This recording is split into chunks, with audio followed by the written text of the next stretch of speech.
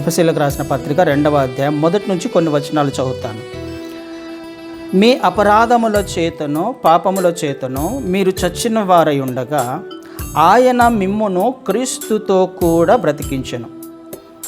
2 విషయాలు మాట్లాడుతున్నాడు. మీ అపరాధముల చేత పాపముల చేత చచ్చిన స్థితిలో ఉండగా, ఒకటి కదా, చచ్చిన స్థితిలో ఉన్న జీవితాన్ని గురించి మాట్లాడుతూ మీరు క్రీస్తుతో కూడా లేపబడ్డారు అని రాయబడింది. మిమ్మల్ని క్రీస్తుతో కూడా బ్రతికించెను అని రాయబడింది. 2 జీవితాలు, 2 విషయాలు మాట్లాడుతున్నాడు. అంటే ఆయనను అంగీకరించడానికంటే ముందు జీవితము, అంగీకరించిన తర్వాత ఏమవుతుంది, అంగీకరించినప్పుడు ఏం జరుగుతుంది.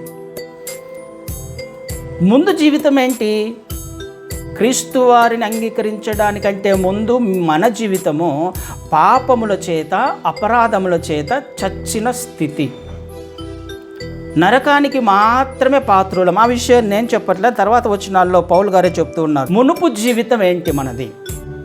శరీర ఆశలను, మన మనసు యొక్క కోరికలను నెరవేర్చుకునే జీవితం కదా. మునుపు జీవితం ఏంటి? చచ్చిన స్థితి అంటే ఏంటి? అదే కదా, పాపముల చేత అపరాధముల చేత చచ్చిన స్థితి ఏంటి అంటే మునుపటి జీవితం. ఈ మునుపటి జీవితము ఎలాంటిది మనది అని అంటే శరీర ఆశలను నెరవేర్చుకునే జీవితం, మనసు యొక్క కోరికలను నెరవేర్చుకునే జీవితం. ఇలా జీవిస్తున్న వారికి స్వభావ సిద్ధంగా అనే మాట రాయబడింది కదా అక్కడ. స్వభావ సిద్ధంగా దేవోగ్రతకు పాత్రులమై ఉంటిమి. దేవుని యొక్క కోపానికి, దేవుని యొక్క ఉగ్రతకు కారణము అది ఏంటి?